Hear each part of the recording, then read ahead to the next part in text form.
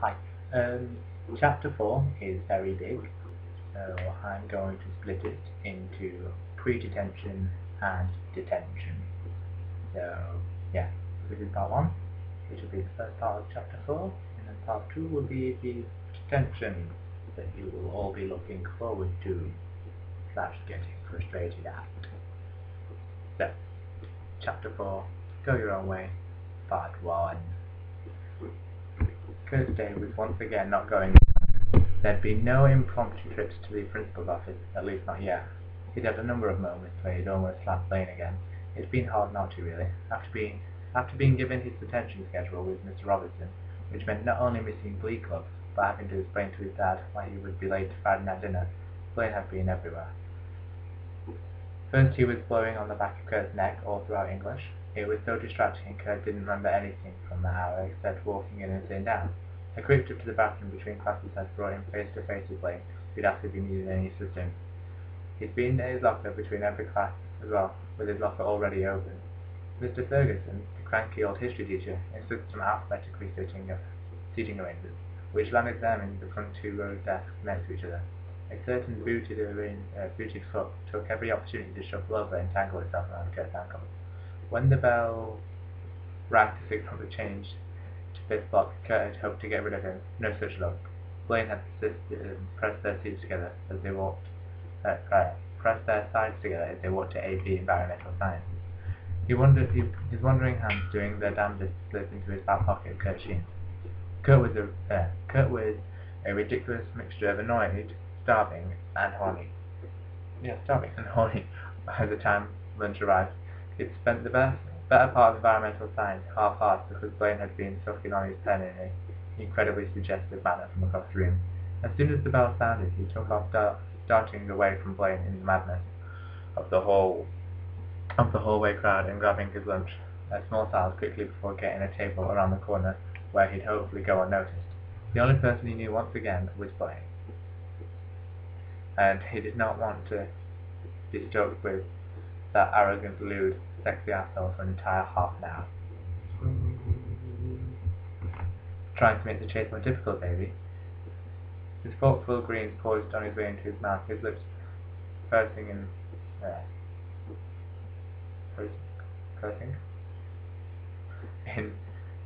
aggravation. A plastic tray clattered onto the tabletop next to his own as a warm body pressed into his side as the bench. "What do you want, Blaine?" he demanded, swatting away the muscular arm that was attempting to wrap around his waist. Blaine only chuckled in response, sliding his tattered bag on the table and taking a bite of greasy pizza. Blaine's backpack looked like it had been through the shredder. It was patched and frayed and held together with what looked like several pounds of hot pink duct tape. Kurt couldn't understand how it didn't disintegrate at the slightest touch, or why Blaine kept the ratty thing. Disgusted, Kurt crinkled his nose and slid down the bench towards the wall. He made a noise of irritation when Blaine followed, sliding down so that he was trapped between the wall and his body. Kurt glared at him and then flinched away when Blaine's hand pressed into his thigh. He jolted up out of the seat and Blaine chuckled again, eyeing him with curiosity. "You really don't like being touched, do you? You have no concept of personal space," Kurt shot back, making a grab for his bag and almost head-blown Blaine, who snatched it up and tucked it between his teeth. He nearly stamped his foot in frustration, his hands curled into fists, and it was taking all of his willpower not to slap Blaine again as he commanded, "Give me my bag back, Anderson." "Just sit down and eat, babe." The tone was gentle, the gentlest he'd ever heard from Blaine. He was so surprised he gasped again. He gasped at the other boy. He expected the hazel green eyes to be boring into him, pupils glow with lust, but they weren't. They were narrow and focused on a table not far from their own. Kurt looked too. Several of the jocks on the football team were watching them closely, as though waiting for him to make a dramatic exit. Among them were Azimoito, a guy I can't pronounce, and Karofsky. His fists were littered with several dark bruises, evidence of the fight with Blaine the previous day. Their glares were trained on him, or maybe Blaine. He couldn't be sure, but he didn't like it. Slowly he dropped onto the bench across from Blaine, who had gone back to eating his pizza in silence. He felt something brush against his leg and glanced down, expecting a now familiar clad boot. He was once again surprised. His backpack was now at his feet. A quick glance at the jock showed that they had turned back to their own meals in disappointment. What was going on? Kurt wondered in amazement, pulling his tray over to his new spot. Was Blaine trying to protect him? That didn't make any sense at all. I don't need your protection if that's what you're thinking, he said icily, leaning forward and glaring at Blaine again. Why would I have written that, babe? Blaine rejoined, not even glancing up from his food. The hard on you had all morning is more than enough proof to me that you're a big boy. You can handle yourself just fine, I'm sure. The suggestive tone had returned, and with that came Kurt's annoyance. It was really starting to get old, even if it still made him blush at the roots of his hair. To the roots of his hair. Just shut up! Kurt fumbled over his words angrily, digging in his bag for the latest copy of Vogue. He flipped to the page he had dogged, and promptly ignored Blaine's presence. In favour of an article about Petty LePone's upcoming book, supposed to be an interesting read, I've heard.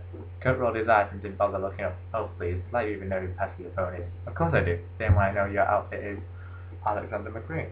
Kurt's head shut up of his own accord. He could not believe what he had just heard. It was Blaine's turn to roll his eyes and look annoyed. Well, I am gay, Hummel. Didn't you expect me to be not there? Did you expect me to not be any part of the stereotype? The bell signalling the end of the lunch period echoed down the hall. Blaine stood up quickly, shuffling his uneaten apple into his jacket pocket and slinging the remains of a one-seat backpack over his shoulder. I'll see you in detention, babe. Blaine gave a flirtatious wink and cocky half-smirk before heading out into the flock of students crowding the hallway, leaving Kurt far more curious now than he'd ever wanted to be. Right, so that's everything up until the detention. I'm sure the detention will be a lot longer than that. I'm pretty sure it is. It is much longer than that.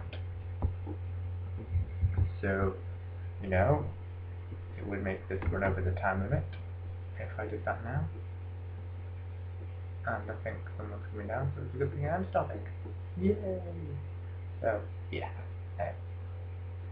This was chapter 4, part 1, and words that TV people would say. Yeah.